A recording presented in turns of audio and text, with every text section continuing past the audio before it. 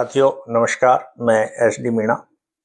मेरे YouTube channel railway service guide पर आपका स्वागत है।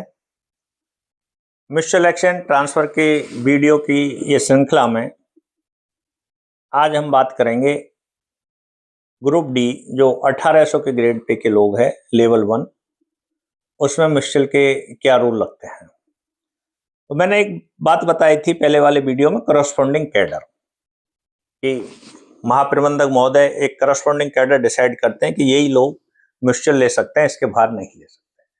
तो ग्रुप डी में 1800 के ग्रेड पे में या लेवल 1 में ये करस्पॉन्डिंग कैडर वाला रूल नहीं लगेगा। इसका मतलब कोई भी 1800 वाला किसी भी 1800 वाले से म्यूचुअल एक्शन ले सकता है। पहले क्या था, इंजीनियरिंग वाला इंजीनियरिंग से ही, ट्रैक मेंटेनर से लेगा, ट्रैफिक वाला ट्रैफिक से लेगा, सिग्नल वाला सिग्नल से लेगा। लेकिन ये 2019 में जब ये बात आई कि आरआरसी के माध्यम से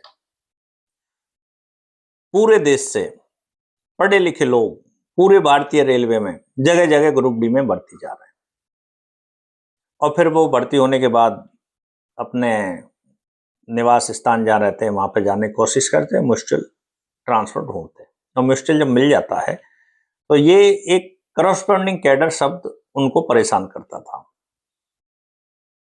कि ट्रैफिक वाला ट्रैफिक से लेगा, इंजीनियरिंग वाला इंजीनियरिंग से लेगा, मतलब सेम डिपार्टमेंट था। तो 1800 के ग्रेड पे के लिए करस्पॉन्डिंग शब्द हटा दिया गया 2019 में, और फिर ये लाए कि 1800 वाला किसी भी 1800 वाले के साथ म्यूचुअल ले सकता है, कोई भी डिपार्टमेंट हो। एक ट्रैक मेंटेनर ट्रैफिक वाले के साथ ले सकता है, पॉइंट्समैन के साथ एक पॉइंट्समैन सिग्नल वाले के साथ ले सकता है, हेल्पर के साथ एक सिग्नल वाला टीआरडी वाले के साथ ले सकता है।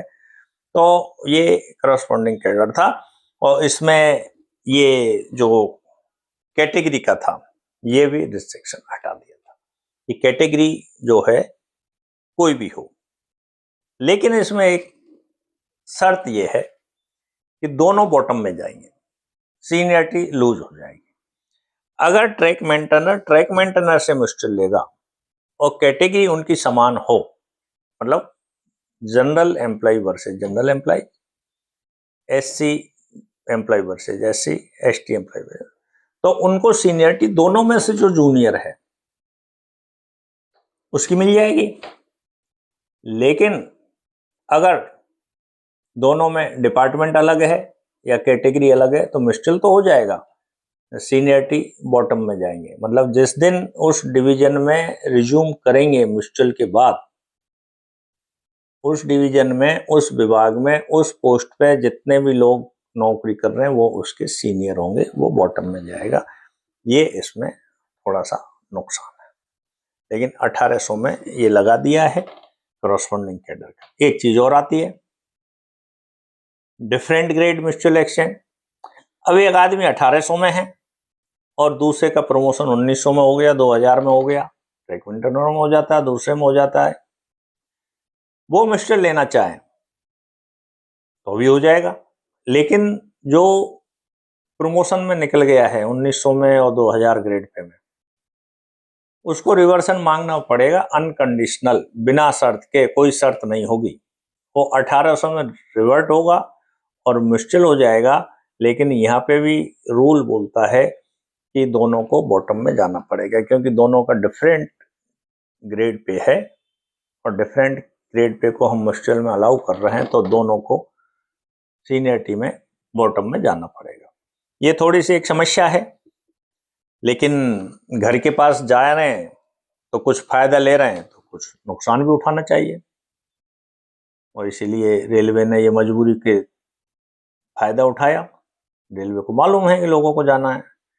लेकिन अब ये देखा गया है, प्रेजेंट में मैंने देखा है कि लोग म्यूचुअल ढूंढ लेते हैं, अप्लाई कर देते हैं मुश्किल से, तो रेल प्रशासन एप्लीकेशन को आगे बढ़ाती है, लेकिन जहां डिफरेंट कैटेगरी आ जाती है उन फॉर्मों को रोक देते हैं, मतलब जनरल वर्सेज रिजर्व कैंडिडेट।